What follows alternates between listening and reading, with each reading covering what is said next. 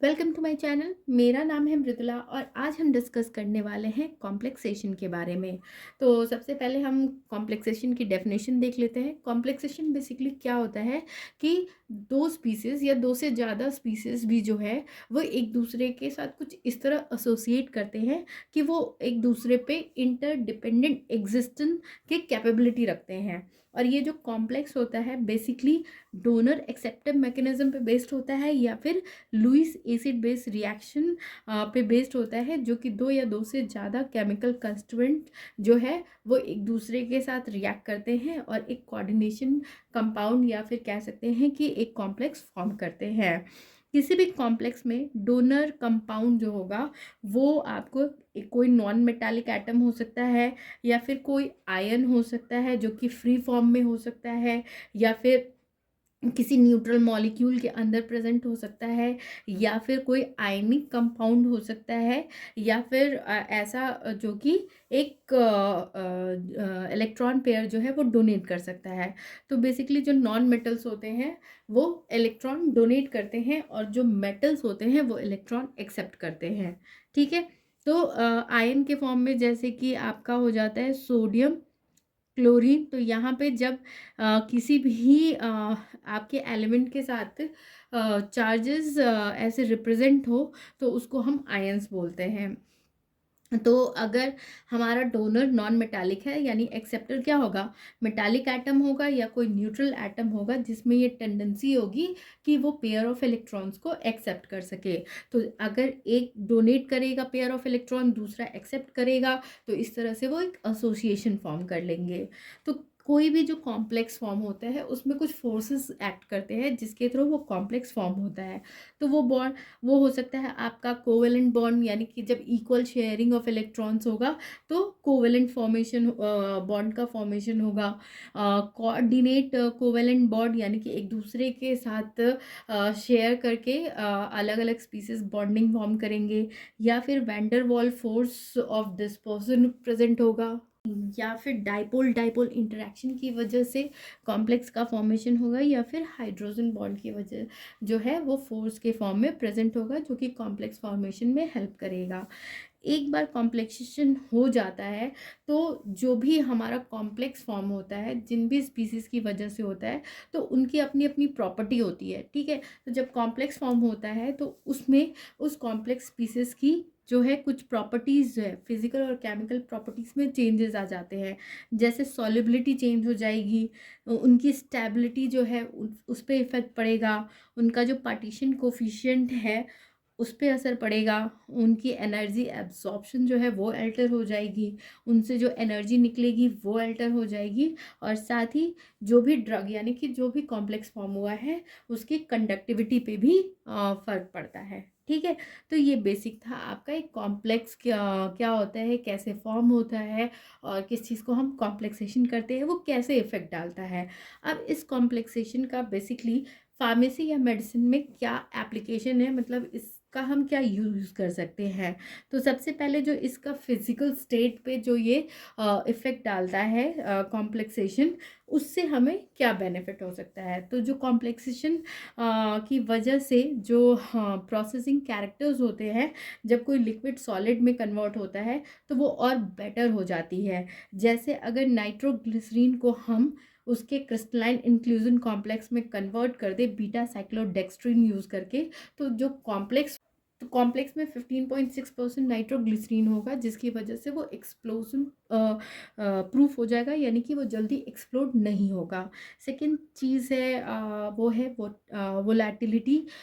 इसमें क्या होता है कि कॉम्प्लेक्स जब फॉर्म होता है तो उसकी वजह से जो ड्रग है वो लेस वॉलेटाइल हो जाता है, यानी कि जल्दी वो इवोपरेट नहीं होता है और वो जो है वो एक स्टेबलाइज सिस्टम में कन्वर्ट हो जाता है, जिसकी वजह से जो अनप्लीजेंट ओडोर निकलता है कॉम्प्लेक्स फॉर्मेशन से, जो भी ड्रग से वेपर्स बन रहे हैं तो उससे एक अनप्लीजेंट स्मेल आएगी वो कहीं ना कहीं कम हो जाती है। जैसे जब आयोडीन जो है वो कॉम्प्लेक्स करता है पॉलीविनाइल पाइरिडोन के साथ, तो इसमें क्या होगा कि वो वेपोराइज करेगा तो उससे अच्छी स्मेल नहीं आएगी। तो चूँकि जैसे ही वो कॉम्प्लेक्स फॉर्म करेगा तो उसके वो वेपोराइज करने की टेंडेंसी जो है वो कम हो जाएगी, जिससे कि स्मेल जो है वो मास्क हो जाएगा। थर्ड जो है वो है सॉलिड स्टेट स्टेबिलिटी।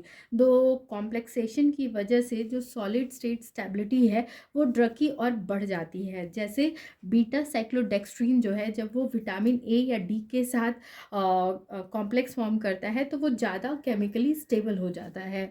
फोर्थ है केमिकल स्टेबिलिटी। तो कॉम्प्लेक्सेशन जो है वो केमिकल रिएक्टिविटी को भी में भी चेंजेस करता है, या तो वो उसको इनहिबिट कर देता है, मतलब वो किसी से रिएक्ट नहीं करते जो कि ज़्यादातर होता है, या फिर कोई भी रिएक्शन हो रहा है केमिकल रिएक्शन उसकी स्पीड को बढ़ा देता है। लेकिन मैक्सिमम जो है वो कॉम्प्लेक्स फॉर्मेशन पे केमिकल रिएक्टिविटी जो है उसकी इनहिबिट हो जाती है। जैसे बेंजोकेन का जो रेट ऑफ हाइड्रोलिसिस है वो उसको कैफीन के साथ कॉम्प्लेक्स फॉर्मेशन करके रिड्यूस किया जा सकता है। फिफ्थ है सॉलिबिलिटी। तो कॉम्प्लेक्सेशन जो है वो सॉलिबिलिटी किसी भी ड्रग की है उसको इन्हांस कर देता है। तो इसीलिए अगर कोई भी ड्रग है उसकी सॉलिबिलिटी बढ़ानी है तो उसका फिर एक सॉलिड कॉम्प्लेक्स फॉर्म कर लिया जाता है जिससे कि उसकी सॉलिबिलिटी बढ़ जाए। जैसे कि लो कंसंट्रेशन पे भी कैफ़ीन जो है वो पैरा एमिनो बेंजोइक एसिड की सॉलिबिलिटी को इन्हांस कर देता है। सिक्स है डिसोल्यूशन। तो जैसा कि कॉम्प्लेक्सेशन जो है वो अगर सॉलिबिलिटी को बढ़ा रहा है तो कहीं ना कहीं वो जो डिसोल्यूशन रेट है उसको भी इन्हांस कर देता है। जैसे कि जो फिनोबार्बिटल है उसके डिसोल्यूशन रेट को इन्हांस किया जा सकता है उसको साइक्लोडेक्स्ट्रीन इंक्लूजन कॉम्प्लेक्स फॉर्मेशन करके, यानी कि फिनोबार्बिटल और साइक्लोडेक्स्ट्रीन को जब हम एसोसिएट करेंगे तो जो कॉम्प्लेक्स फॉर्म होगा उसका डिसोल्यूशन रेट जो है वो बढ़ा हुआ होता है। सेवेंथ है पार्टीशन कोफिशिएंट। तो कॉम्प्लेक्सेशन से जो है वो पार्टीशन कोफिशिएंट भी कुछ ड्रग्स का जो है वो बढ़ जाता है। नेक्स्ट है एड्सॉर्प्शन और बायो अवेलेबिलिटी। तो कॉम्प्लेक्सेशन की वजह से ड्रग्स के एब्जॉर्प्शन को रिड्यूस किया जा सकता है। जैसे एग्जांपल में अगर हम टेट्रासाइक्लिन को कैल्शियम मैग्नीशियम या एल्युमिनियम आयन के साथ कॉम्प्लेक्स फॉर्म कर दे तो जो है उसकी एब्जॉर्प्शन जो है वो रिड्यूस हो जाती है।